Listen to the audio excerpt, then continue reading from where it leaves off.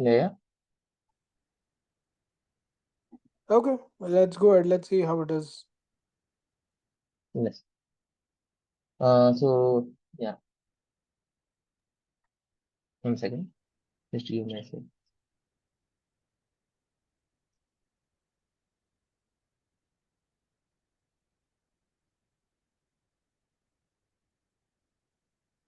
Just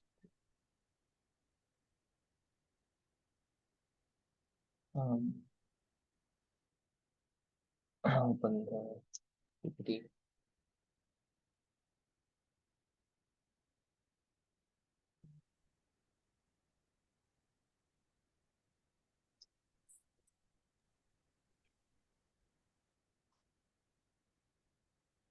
So yeah.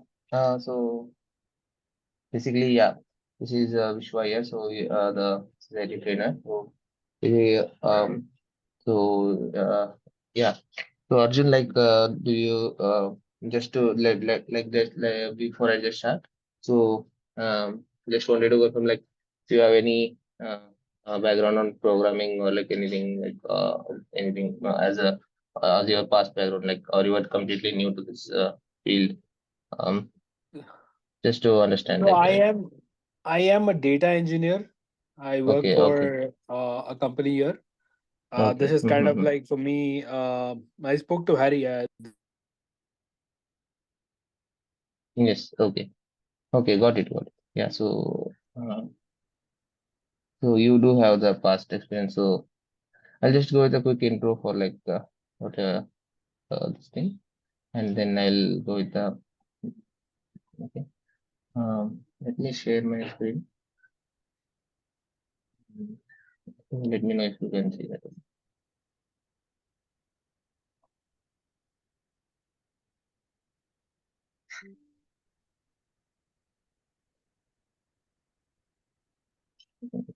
Uh, you are able to see my screen, right?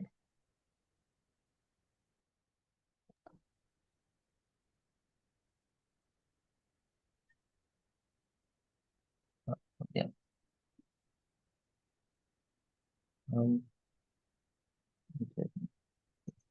Just start up with this. So yeah. So basically, today we will be just having a demo session like on the data engineering part, like and mainly how the processing and everything happens. Like, so I'll just go through like the basics to till the depth of it, like just to give the overview of a brief overview of that. So basically, the first thing like when it comes to data engineering, so the main thing, the main very important thing is like we must understand like what is the data here. So what is the data? So basically data is like mainly like what you can see completely every day around you, like whatever you use the devices, whatever like in anything you produce, like so the you are using a mobile, you are using IoT device, you are using anything, right, in your day-to-day life, everything that like that outputs, that would be some data, like if you're using some, you are commenting something over some platforms, or even the devices that are like variables that you use, they provide some data like regarding your health and everything, so that even that is stored, and everything that is getting stored and like you can see, right, so that's the data. So there is a completely there is a lot of data there out, and it's growing every day, day by day. So in data, like we can classify the data as three types basically. So that would be like a structured data, then the semi-structured and the unstructured. So structured is like basically that it would be a some you can say the relational database that is stored in terms of rows and columns. So where you would see like I think you are already like, as you said, you are a data engineer, so you should be familiar like with the tables. So in this, if you see, so yeah, in the structured data, so there we'll get like some transactional data, sales data, those things, right? That would be stored in the rows and columns. So then in the semi-structured, like you'll get the data in terms of like some like a JSON format, or like it is like not completely structured, but there will be some structures like there will be some column headers, like if you see the JSON format, right? The JSON files that you might have seen, those getting generated file from the system. So those are like semi-structured data. So and in the unstructured, like you will have like images or videos and like other like the data that does not have any structures over there. Okay, so this is like more basically about the data and like the forms of data. So in data engineering, what we do mainly is like the data engineering like involves like designing, development, and management of this data infrastructure and systems here. So basically, this is a main part here. Like what the main major role is like what we do is like we consume all those data, the different types of data that I just showed you. So and then we apply the transformations on top of that, and then we like store it to the target systems and will be then it would be used by the reporting teams or the business for making like some quality business insights and decisions uh, for their company and their purposes. Okay, so you have to as a data engineer, it's main like to convert the raw data into a refined and meaningful data that gives you like complete like it gives you like a complete like a overview, and then it helps you to make the to take the business decisions. So that is a major like a role or the part of the data engineer, like what he should do. So if you see the responsibilities are like responsible for making the data accessible, clean, and usable for analysis. So we'll be doing the transformations on the raw data, right? Then we'll give the refined data to the user. So that is the major responsibility of a data engineer. For example, like we are building a pipelines that would power like Netflix's recommendation system. Like we'll take all the raw data from the Netflix, like the user, the which the users views, like which how many users are viewing which particular content more, and what is the user frequently using or viewing, so that you will get the recommendations right in the Netflix. So that are based on the data itself, like user like past or like which language he does use, I mean, which language does he say is in the series or the movies? So, or which genre or the category he's seeing. So, based on that, he'll be getting the recommendations. So, that will everything will be stored in the data, and these recommended these systems will be built by the data engineers on top of the data. So, these are like some real-time examples that you can see how important the data engineering and their tasks are. Okay. Um, yeah. So basically, why data engineering is more importantly in demand, right? Because like current, if you see there the data, uh, there is a completely the data till there is a data, there will be demand for the data engineers because they need data engineers to refine it and then provide the refined data to the business users for making the business decisions and grow their business, right? So completely, so and the data is growing day by day, and there are multiple sources of the data getting increased. So there is a lot of much demand for the big data engineers, ETL developers, data architectures in the market now currently. So as a business deal, like as the business deals with the increasing data, the data engineers ensure that data is properly present, accessible. So that as I just said, that would be the major thing, like why the data engineers are demand. And then data engineers are like key for transforming raw data into like some actionable insights.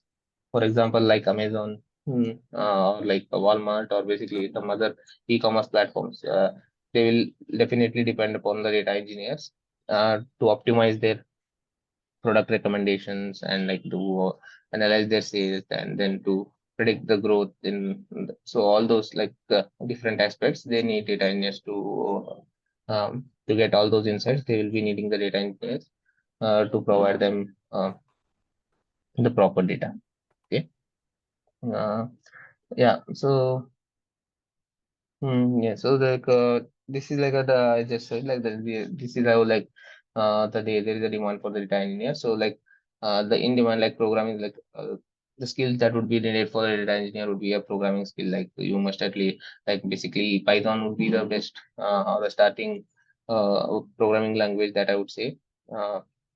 With their SQL, and then like cloud platforms like AWS, Azure, you have GCP. So any one of them will be the best. And then you need to know the concepts like data warehousing, data modeling, and big data technologies like Apache Spark. for the data transformation and building the data models. Okay, so basically the roles, once you complete the data engineering training and everything, like the once you are like in the field of data engineer, the different roles that you can expect is like data engineer or a data architect, ETL developer, big data engineer. So these kind of roles you would be seeing in the market for the data engineer. So yeah, uh, so that's how um, like the yeah, that is how like basically the you can say the basics of like data engineering and how the demand is in.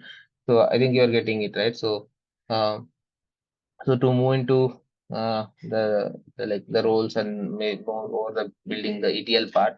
So what we do is like basically if you're a data engineer, you will have to give a robust ETL pipelines or solutions, and so that for the data ingestion and like all the purposes that we have, right? The data ingestion, transformation, and everything. Like pipeline is like a combination of all the activities. So we will be building the pipeline. In the pipeline, first there will be injection, and then we'll after ingesting the data, then we'll perform the transformation. For transformations, you can use like Databricks.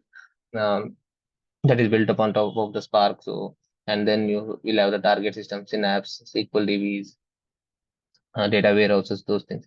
So then after that, there comes the managing these databases and data warehouses, like where you are already storing your data, right? So the target system or the final data is stored. So you'll have to manage that system and then ensure like the data quality and availability is like properly managed, and like we are ensuring that data quality is as per the business needs.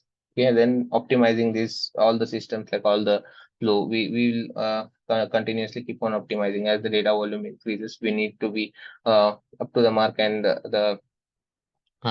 we need to optimize the storage and retrieval of the data, because as the volume increases, there might be the increase in the latency. The I mean so as the volume of the data increases, the copy speed might decrease, the transformations might like not be enough for, or they might need to be get optimized or enhanced as per the volume or as per the scalability. So that will be keep on doing. So we'll be optimizing these retrieval processes, data storages, and all those things. So like for example, like if you are like a data engineer at like a company at Google, Amazon, Microsoft, etc. So you will work to ensure that accuracy and timely data is given for the business intelligence. Like we will on top of our refined data only, the BI, like the Tableau reports, Power BI reports will be built upon. So this will be the major role, the flow, we could say. So yeah. So what I am saying, like from like first like ETL. So what ETL is like? A ETL is basically extract, transform, and load process. So as it states in the name itself. So firstly, what we'll do is like extract the data. So extraction means like there are multiple data sources, as I already just mentioned you, right? So extract the data from like you can say databases, like different databases, like the SAP database or our Oracle database. So you'll extract the data from there, the fact tables or the dimension tables, or like any other data from the SAP or the Oracle database, or even from the APIs, like multiple websites, multiple, like as I said, like from the e-commerce website you are obtaining for Netflix, then you will be getting from the Netflix database. So and also like files, manually uploaded files, and those things. So like there are multiple sources when you get into it. So we will be extracting the data from, and then once we extract, will the transformation begin. So this is the major part, like where we'll be using like PySpark and SQL, the Azure the Databricks. So if you're using a AWS or Azure or a GCP, then on the cloud platform, like you can use those things. Like basically, what you will do is like use the PySpark and the PySQL to apply the transformations on this. Like you will be cleansing the data, then normalizing it, like applying aggregate functions, joins, merge statements, and all those things as per the business requirement, and like uh, to you know what, and to get a complete repoint data for the like uh, that is as required by the business. So, and then once you have completely transformed and you have got the enriched data, so then you will just insert that or load that transform data into the target data. So, storage systems like Delta Lakes or the Delta Lakes, or what we can say, um, the Delta Lakes, or our SQL databases or the Synapse database. So there are like some multiple target systems where you can just store your the data. So till now, yeah, you are basically clear, right? What I would say,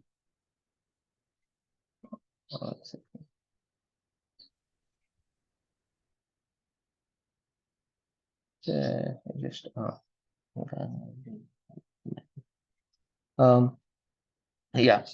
So you are getting the flow, right? So um um So just to so this will be how we'll be going, how the basics of completely data engineering. Just I now said what is the data, the demand of the data engineering. So basic process, you are just getting the basic or a high level overview of how the data engineering works, and how the data is getting how the flow, and what will be the responsibilities of data engineering. So basically, developing the ETL solution is the main part. So this is just some basic example. You could say Python based ETL solution, just as you can just see this on the screen. I'll just try to explain it. Okay, so this is just a Python code here. If you see, we are using the pandas data frames. If you are familiar with earlier with the Python, then you'll be getting it but if you are not, just no worries, just we'll be covering this in the upcoming sessions, the all the Python, SQL, and PySpark, all the all the technologies in detail. Just to for this today, just to give the overview, I'm just explaining you this. So just try to get on a higher level. Okay, so if you see, we are importing the pandas as a PD, and then SQL Alchemy, from the SQL Alchemy, we are using importing the create engine from these libraries. Okay, create engine function, we are basically importing from the SQL Alchemy. Okay, so first what we'll do, just as the ETL suggests, first would be the extraction. So you will have to extract the data from any of the source. So now here, we are extracting the data from a simple customer data .csv. We have a file, so we are just reading that file.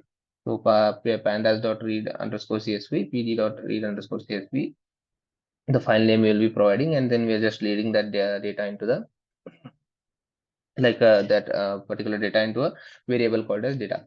So once you load the data, you can then apply the transformations on top of that.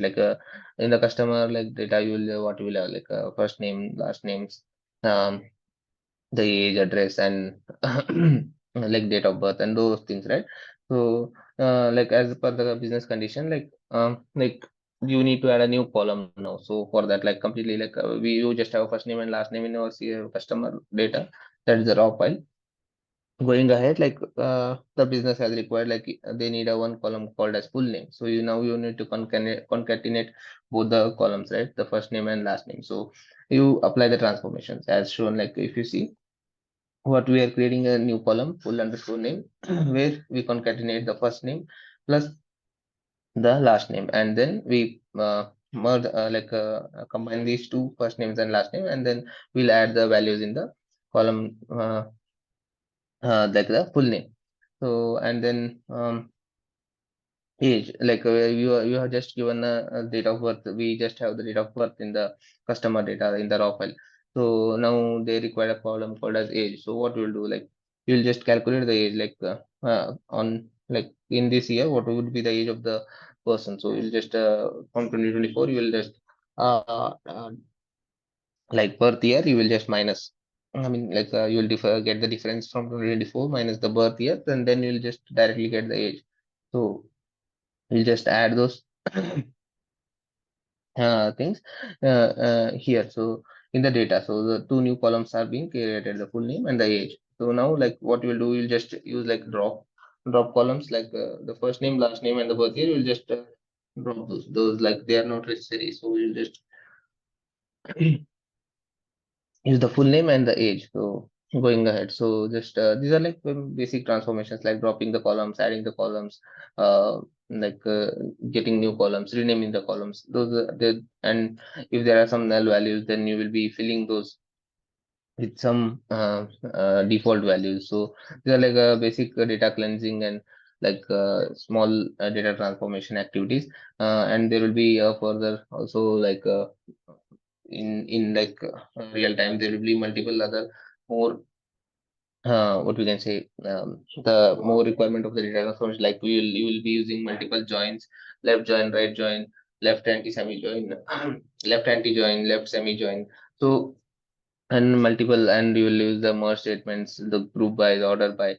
So that will go into depth going ahead. So just to give a gist, like on I'm just explaining like how the basic, the what would be a transformation would look like, and what like how you would be doing the transformation. So yeah, like you are getting right. So how we are basically performing this. Okay. So once you transform, so the transform data should be stored somewhere. So you'll have to you'll have to store it either in a database or in a storage like a ADLS or something. So in this case, we are storing it in a PostgreSQL database. So if you see, we are using the create engine to create a to connect to the Postgres. So you'll give a username and a password and like the database name, the Postgres database name. Once you create that engine, then like you'll just uh, convert this data like using a to-SQL function. Like if you see like the transform data engine, you'll give the engine name, like engine, like engine in the sense the database, the Postgres database is going to be pointing to the Postgres database where you will be writing this data. So and in this transform underscore data, in this particular table in the Postgres database, you will write all the data, uh, like you are converting like a to SQL, and then in the transform underscore data, that the table will be created in the Postgres SQL, you will write the data. So the you can use your final data like with all the transformations, like with the full name, age, and all those columns added, and other things happen to the data. You will finally see the data in the Postgres, and from the Postgres, like the further you can build the reports upon that.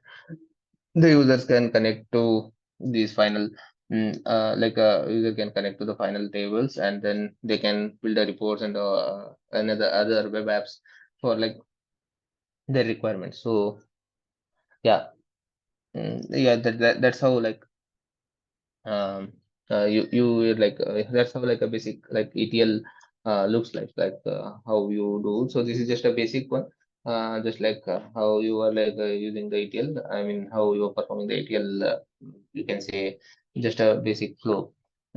Going ahead, like we'll see multiple aspects here, like you can say like we'll have like um yeah, more in-depth transformations and like multiple source and target systems.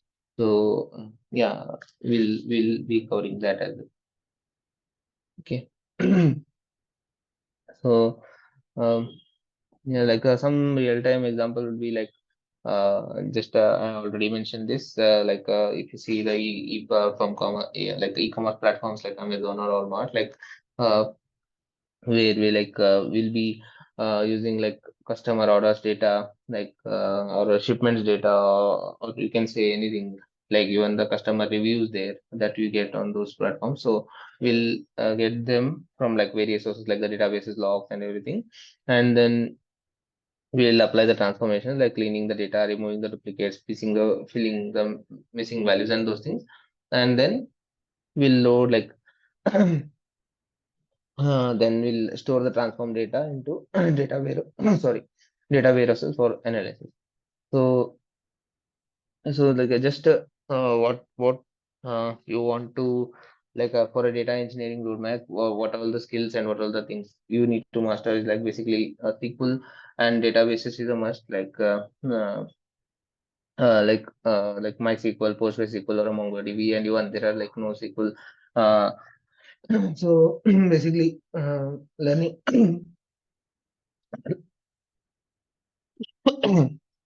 yeah. So basically, like any of the SQL and like the database management is a must. So then you can have like a master. Then you'll have to like master any of the uh, programming languages like Python, Scala, like. But basically, Python is a must. Um, Going forward you can go with the other languages, so Python you would be needing the Python like and the ETL tools like Apache Airflow, Talend, those things. Okay, so and the cloud platform, everything is like now currently moved getting moved to cloud, and like all the companies are using like basically the cloud only. So uh, understanding the cloud platforms is very important. So like we have like AWS, Azure, and GCP as our cloud platforms. So yeah, we going forward in this course, we'll completely cover the AWS. So like yeah, and like big data. So mainly now why the big data is important. So just like I said, like just like a normal, if you're just not only processing very small amount of data, right? Like to the amount of the data that would be generated every day by like some of the platforms like Amazon or Walmart or even Netflix. As I just said, it's like not in only uh, it's not like just in like a small amount of data, like some thousand rows or something. It will be in billions or trillions. So there, in such case, in such a volume of data, you cannot just process like manually or just by running some small code in your like just like running a small code or something. So for processing the big data, we'll need frameworks like such as Hadoop or Spark. So basically now completely is completely we are in everywhere Spark is being used. So in the industry, so Spark is a modern platform, yes, for the processing of the big data. So when I say Sparks, like Spark, what is a Spark? If you say it's like a platform to process the big data, like the huge volumes of data. So it uses like basically um, in-memory processing, so like reducing the like the disk input and output timings. So basically previously Hadoop or the MapReduce, it used to use like a um, disk like disk input and output. So that was like what time consuming, and also they did not perform, I did not give any stream analytics like streaming like the stream analytics was not possible using the Hadoop. So, no, but in the Spark, there are like multiple new features added, and the performance and the query optimization is completely optimized and improved. Like the faster we are getting the faster results, and the faster processing happens in the Spark because it uses the in-memory processing here. And like the Spark is like a distributed system. So what it does, like whenever we see a big data, if you are having a very huge volume of data, so Spark basically divides that into multiple smaller chunks and then distributes it to the multiple nodes. So there will be a something like you will have a master node and a worker node system here. So in the Spark, so the driver node or master node will allocate this set of will divide this data, the complete use set of data into a smaller chunks, and then allocate to a multiple worker nodes. And these multiple worker nodes will also be processing parallelly. So like if you say like not a like only a single person is working. So if there are multiple persons, if you take some work and then if you divide it to if a single person is working, then it will take a like of 30 to 40 minutes. But if you divide that same to the three people, uh, let's say 10 minutes per people, let's say some amount of percentage like the 30%, 30%, and 30%, you divide the work, and then they if they work parallelly, then within 10 minutes they can perform this work, right? Because each person is working like parallelly, and he will take 10 minutes, 10 minutes, 10 minutes, and then within the 10 minutes complete overall 10 minutes, you will be completing the work. But if a single person is working, then it will drag you to 30 to 40 minutes because there is a if because there is no parallel processing happening, and there is no the data is not divided among multiple people, and the work will be put completely burden on that particular person, so it will take a time, right? So what Spark does, it will divide the work like among the worker nodes. um, they will run in parallel, and it uses the in-memory processing, and then so once the data is basically processed, you will what we can say, then it will just combine the final results into a final data set or a data frame, and then you will get the result. So like it will fasten up your processing speed, and it is like what we can say, that is yeah, uh, this is very important, like for processing the big data. So, and also the Spark will provide you like multiple it will provide you to work upon. The Spark is like completely written in Scala, but it will give you the uh, what you can say, the multiple options, language options, like Python, Scala, R, um, Java, and SQL. And also it will provide the machine learning capabilities or the libraries, and also the Spark is like will give you the Azure, I mean the streaming. The Spark will also give you the to compute, and to process the streaming data as well. So yeah, so this is how like the Spark is, and just like I'm giving you a brief overview. So we will be learning Spark, and we'll be like making use of PySpark. PySpark is the thing, but like Python, when the Spark is a framework, right? And Python is a language. So when you use command like Spark, when you use Python on top of Spark, it would be like just PySpark. So yeah, that how we use PySpark to create to to transform the data, and how we can the other aspect of the Spark, application of the Spark and everything will be going in depth in the upcoming sessions here. So just to give the overview, this is how like Spark processes the big data. So I will be covering those aspects in detail later. So yeah. So and then finally, like yeah, this is like just to know like AI and automations are in part. So we'll have to be staying updated with this industry trends. Like that would be the last part of this roadmap. Um, so like whatever in this course, like the modules that we'll be covering completely is like the AWS as a cloud platform, then the Linux for scripting, and then we have the Python as a programming language, and Spark, as I already said, for the big data processing. We will be needing Spark, and we'll cover it completely in depth. And then the target systems, like the database systems like PostgreSQL, and also the CI/CD pipelines, and the and the Git for like version control, and all those things. Okay.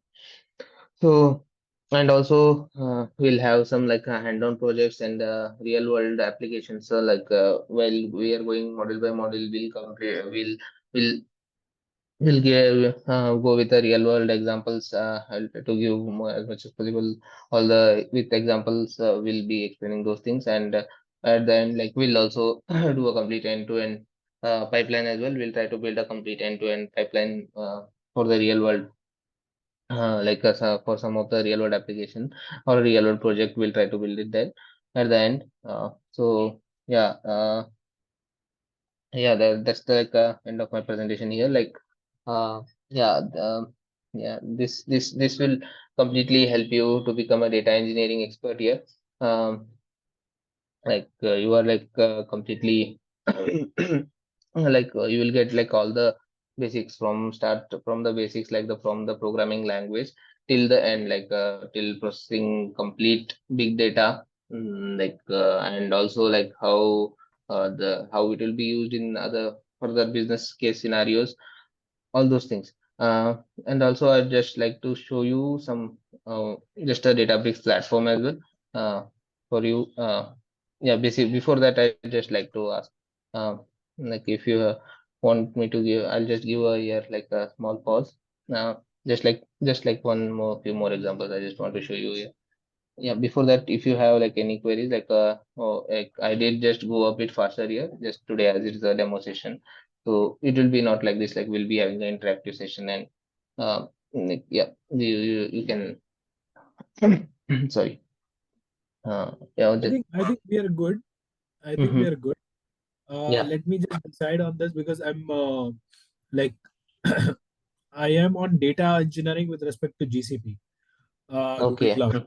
I'm planning to write okay, a professional exam for GCP, Google Cloud Professional yeah, exam. okay, good.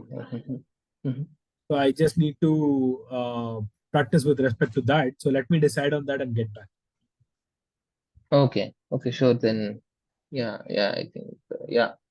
Yeah, we will cover the cloud and as I said, like AWS and yeah, any of the cloud, most of them are similar only. So yeah, that's a good providing the exams and everything. So you'll get like required information here like completely.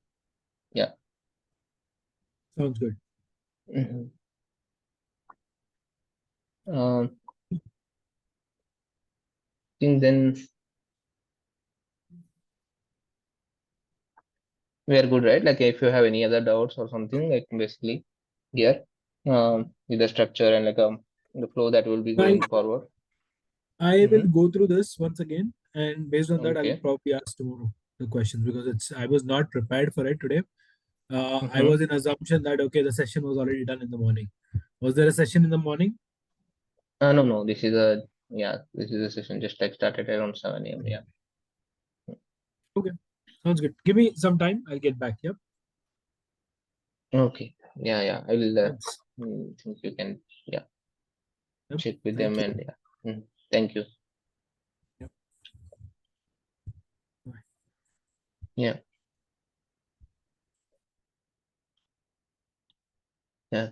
Thank you. Let me know the next thing. Let me